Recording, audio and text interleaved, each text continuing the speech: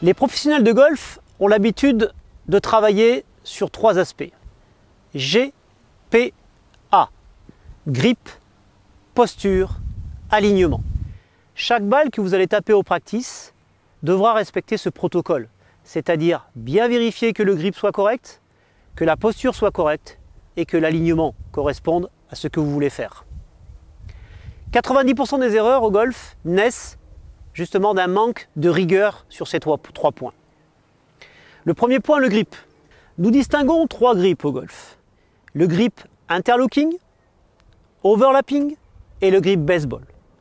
Nous commencerons par le grip baseball, recommandé pour les petites mains, notamment pour les enfants.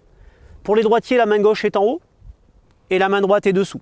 Les 2 mains se touchent mais ne sont pas liées. Le deuxième grip, le grip interlocking.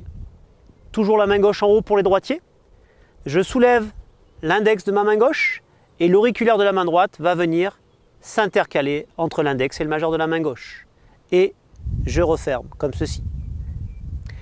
Le grip overlapping, c'est à peu près le même que l'interlocking, sauf qu'on ne va pas croiser. L'auriculaire de la main droite va venir se positionner entre l'index et le majeur de la main gauche. Maintenant, il faut aborder la pression des mains sur le grip. Sur une échelle de 10, la pression n'est pas plus de 2.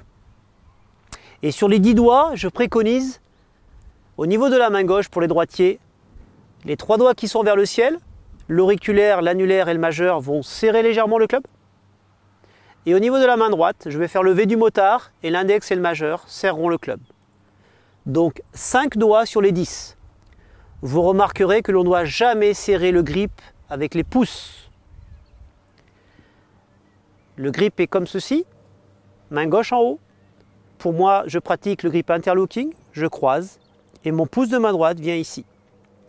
À noter que le pouce de la main gauche se retrouve bien dans l'échancrure au niveau de ma paume de main droite.